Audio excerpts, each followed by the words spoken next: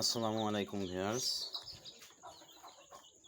কিছুদিন থেকে একটা বিষয় লক্ষ্য করতেছিলাম, আমার মুরগির বাচ্চাগুলো মা থেকে আলাদা করছি প্রায় 15 দিন হয়।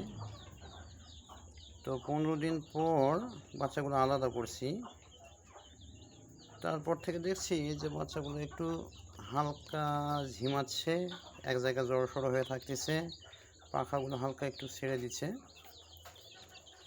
তো ভাবলাম যে এটা ঠান্ডাজনিত সমস্যা অবশ্যই। অবশ্যই এটা ঠান্ডাজনিত সমস্যা। তো তারপর কি করলাম যে আমাদের এই যে কমন একটা সিরাপ, নাপা সিরাপ, বাচ্চাদের জন্য ব্যবহৃত নাপা সিরাপ, এই নাপা সিরাপটা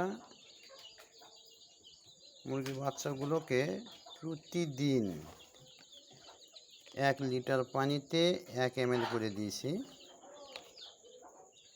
আর সঙ্গে দিয়েছি জিঙ্কটা ওই 1 লিটার পানিতে 2 থেকে 3 ml করে, 1 লিটার পানিতে জিঙ্ক দিয়েছি 2-3 ml, আপনার নাপা সিরাপ দিয়েছি 1 ml, আর লাইসোভিট যেটা আপনারা সবাই জানেন, এই লাইসোভিটটা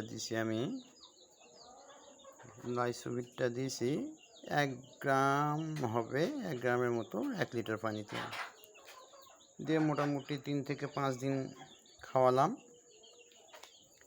খাওয়ানোর পরে আমার মুরগির বাচ্চাগুলো বর্তমানে এই অবস্থা দেখেন।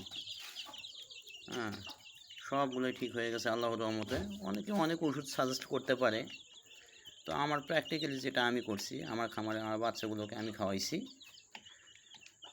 এতে করে ইনশাল্লাহ আল্লাহর রহমতে সবগুলো বাচ্চা ভালো হয়ে গেছে। কত সুন্দর, কত চঞ্চল হয়েছে, অনেক ভালো হয়ে গেছে। ধরতে পারতেছি না। আলহামদুলিল্লাহ বাচ্চাগুলো অনেক সুন্দর হয়েছে। দেখেন, কোনো পাখা ঝুলানো নাই, ঠান্ডাজনিত সমস্যা নাই, সবগুলোই ইনশাল্লাহ ক্লিয়ার হয়ে গেছে। তো আপনাদের ভালো লাগলে আপনারা এগুলো ব্যবহার করতে পারেন। লাইসোভিট ব্যবহার করবেন 1 গ্রাম 1 লিটার পানিতে, সঙ্গে জিঙ্ক দিবেন 2 থেকে 3 ml 1 লিটার পানিতে, সঙ্গে দিবেন নাপা সিরাপটা।